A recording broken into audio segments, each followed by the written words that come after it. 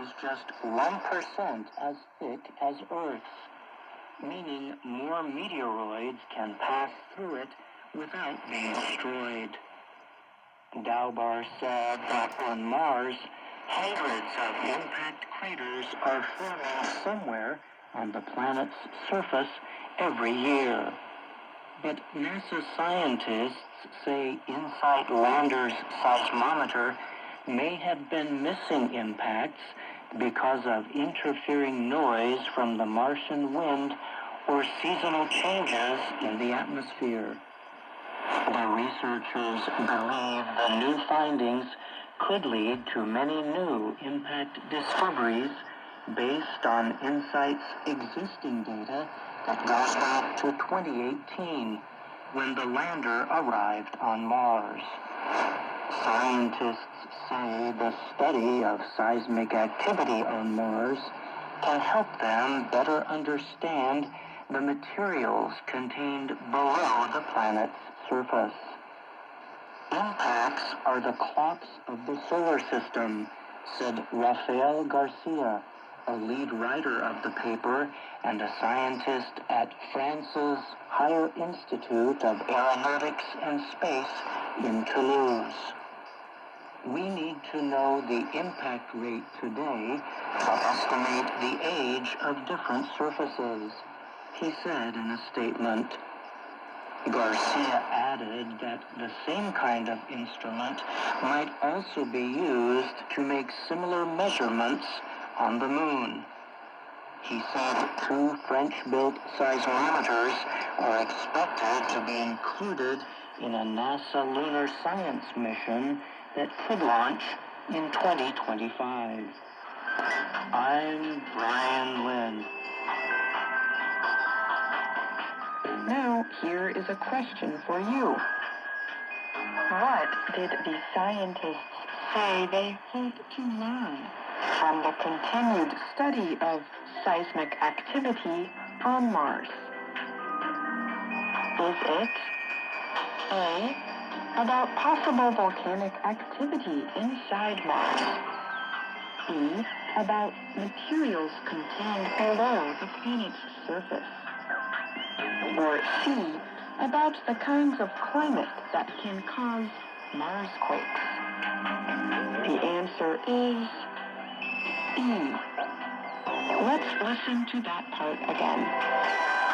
Scientists say the study of seismic activity on Mars can help them better understand the materials contained below the planet's surface. To answer more questions about Brian's report, visit our website, learningenglish.voanews.com.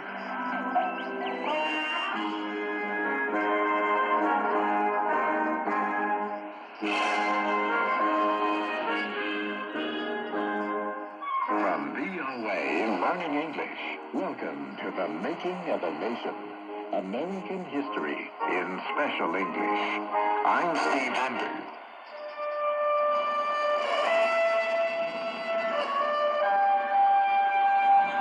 In May of 1787, a group of America's early leaders met in the city of Philadelphia, Pennsylvania.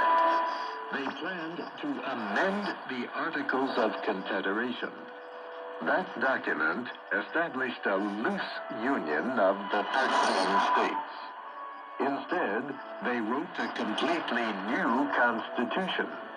It created America's system of government and recognized the rights of its citizens.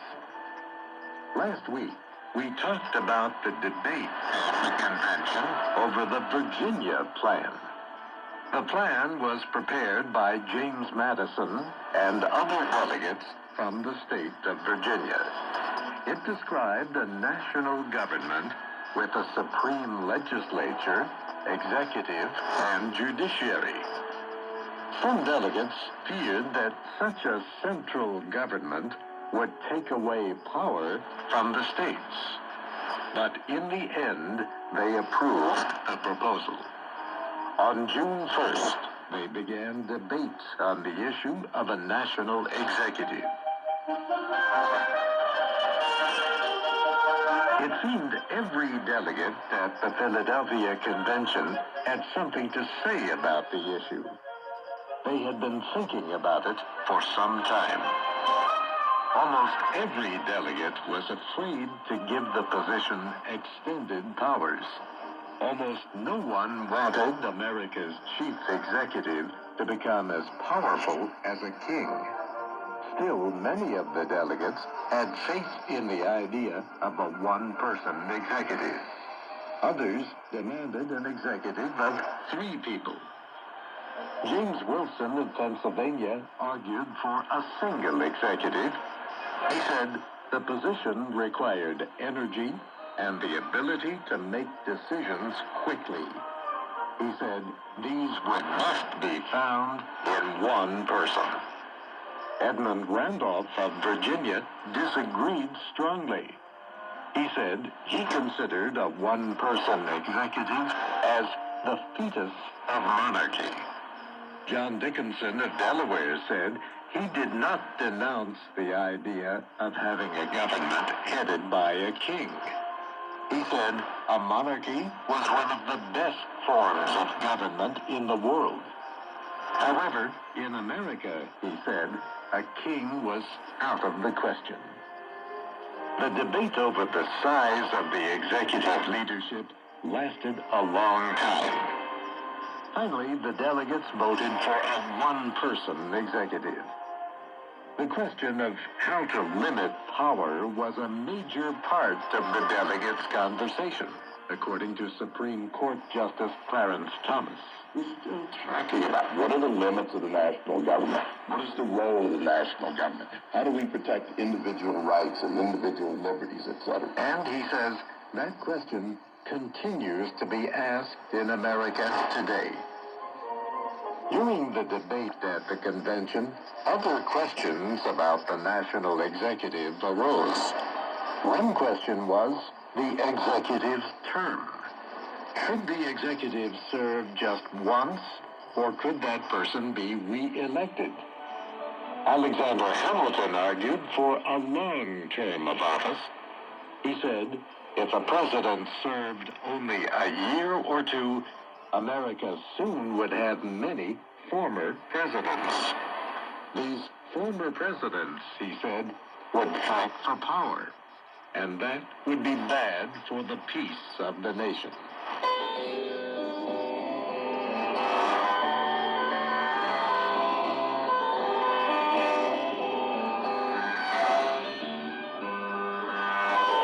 Benjamin Franklin argued for the right of re-election. The people, he said, were the rulers of a republic, and presidents were the servants of the people. If the people wanted to elect the same president again and again, they had the right to do this. In the final document, the president's term was set at 4 years with re-election permitted.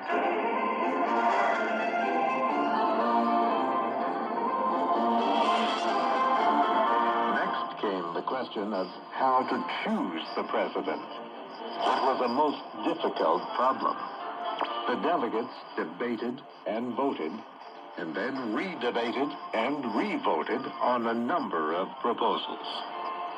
James Wilson proposed that the executive be elected by special representatives of the people called electors.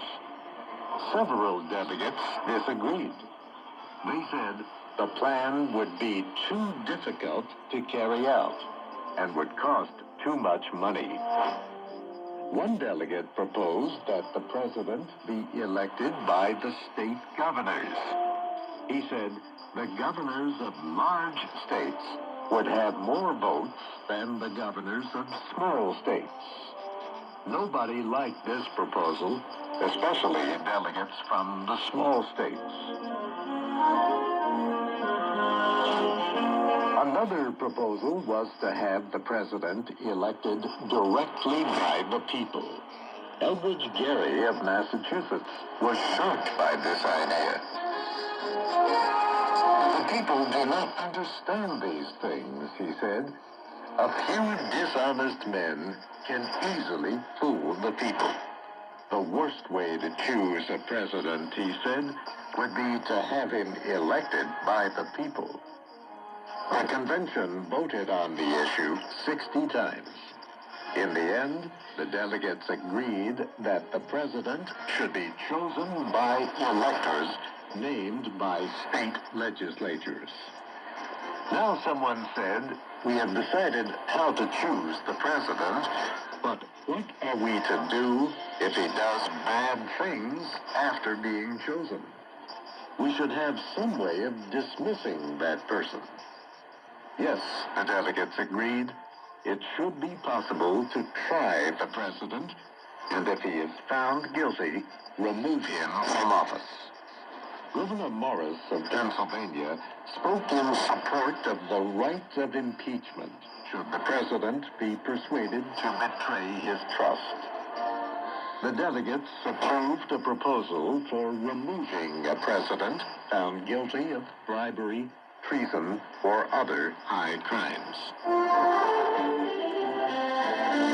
The last major question about executive authority was the question of veto power over the national legislature.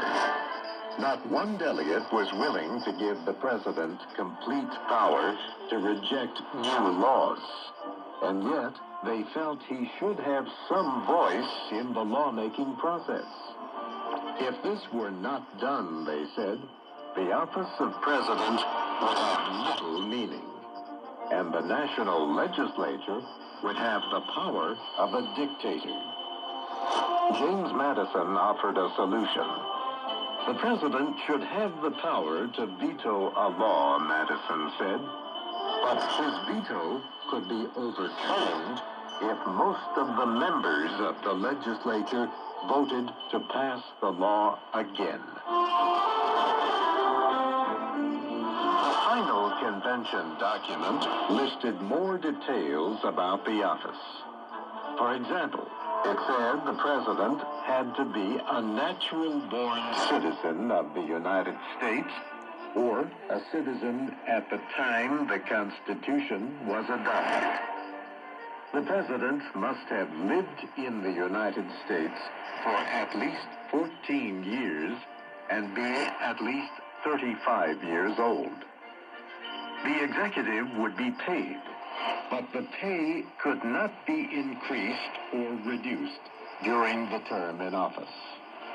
The president would be commander-in-chief of the armed forces and, from time to time, report to the legislature on the state of the union.